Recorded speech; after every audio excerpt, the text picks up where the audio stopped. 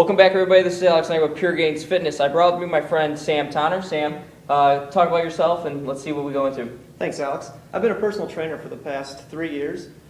Completed my undergrad degree about 2 years ago at Illinois State University. Okay. I study a lot of what's called chain reaction biomechanics. I study a lot of this through the Gray Institute, and basically what it enables me to do is assess how people move, maybe how they move poorly, maybe how they move well. Assess movement patterns and find out maybe why people hurt in certain areas of their body due to poor movement patterns. So it gives me a keen eye to spot, I should say, movement abnormalities. Yeah. Okay, so we're going to be applying what Sam knows to a deadlift and how to correct how a deadlift should be performed better as opposed to what most people do, and then take a lot of pressure off our low back. Sam, describe real quick your concepts of how a deadlift is usually done wrong and how it could be better. So what I see a lot with my clients, Alex, is they love to brace or deadlift using our hip flexors, our anterior chain muscles. Basically muscles that help our body go like this are muscles that my clients and almost, I would say about 90% of the population loves to brace with. So what I see a lot is my clients get down in the deadlift position, they're getting their feet set, they're getting their hands set, and they come from this rounded position in the back, and then they straighten it out like this. You can see this large curve in my lower back here. We achieve that curve by engaging hip flexors. And this can be very detrimental to the lumbar vertebrae because of the stress that gets placed on them with a heavy deadlift. So you can imagine if I'm lifting 300 pounds, I come down here, get all set up, and I straighten that back, apply a ton of force with that psoas group, and then I lift up. My hips are still positioned forward. I got this curve in my lower back still, and now I have 300 pounds sitting over that. So what I'm trying to show today is a different way of bracing our spine and our hips. So what I like to teach is getting set from the top of a deadlift. So I like to squeeze the abs and the glutes. So we come from this position here, rock them back, tuck that tailbone under. So we're getting set up top. We've already got our feet set. We hinge at the hips, keeping that lower back there, bend down and lift up. And this takes a ton of stress away from the psoas group and the lower back. Okay, so we're going to go downstairs. He's going to show me how to do this and apply it to a real deadlift. And then hopefully we'll talk a little bit more and have it make sense for you guys too. All right, see you soon. Bye. All right, Alex, so now I'm going to give you a demonstration of what I see as a common tendency of people and how they set up to a deadlift and how they load their body in order to lift a deadlift. So usually what I see is people walk up to the bar, they're getting their feet set, they're bending over, they're making sure they're getting their hands set on here, whether they have lifting straps or something on, they're putting their straps on. You can see when I'm in this position here, my back is rounded, I'm losing all tension here, my hip flexors and my abs. So what I see is people get their hands set, their feet set, all of a sudden they come from here right to there.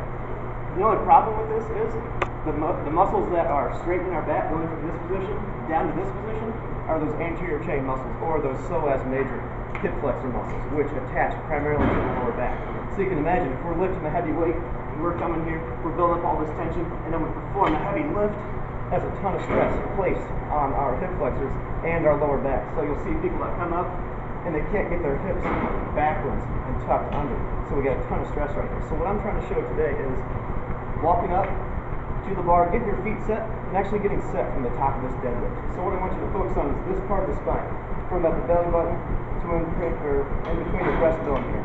Once you engage these abs and these glutes, and when you do that, these hips will rotate backwards. So we'll come from here, I'll try to tighten my stroke here so you can see that, and rotate back. So we flatten out that lower back. And what we do is we're building up tension, we're using abs, we're using glutes to brace, and we're taking tension away from that psoas group. So then we come here, keeping that tension, hinging forward at the hips.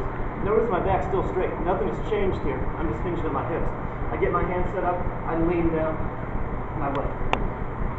We come back down, and stand up. So each time, I want you to get set. So we walk back into it, focus in here, squeeze those abs, glutes, tuck that tailbone underneath your body, hinge forward, rock down, lift.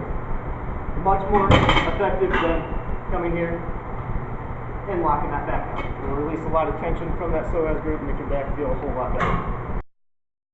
Okay, so I'm going to do it wrong, well, not wrong, but just what most people do, and it's just less correct, basically. So I come down like this, I dip under, dip, and I do my deadlift.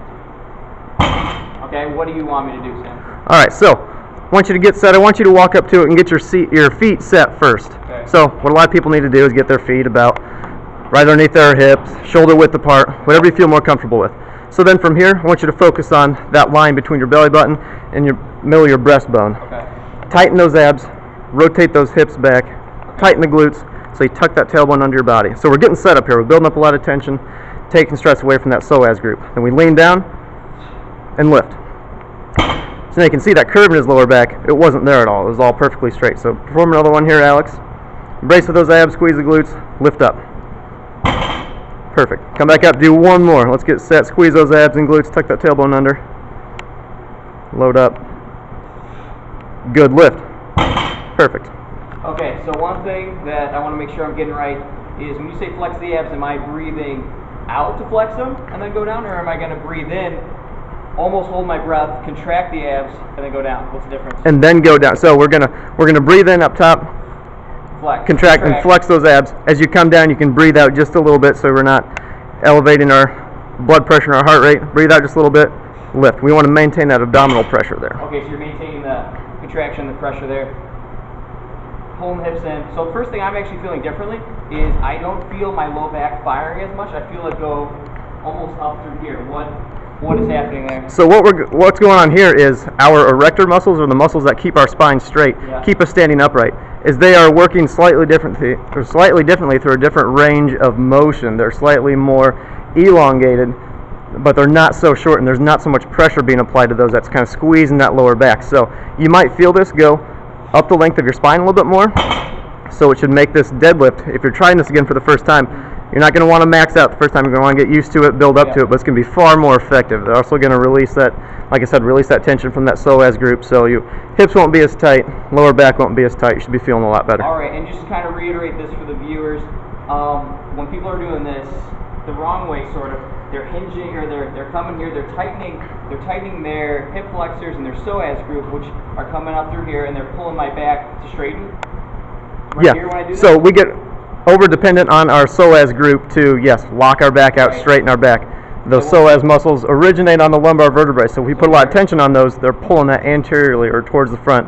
And that's where we can see some herniated disc if we're performing really heavy deadlifts and we're bracing with those psoas groups. Right, so in layman's terms, we're subconsciously flexing or tightening the front side of our legs in here when we are thinking that we're working our hamstrings, glutes, and back, right? Exactly. Okay.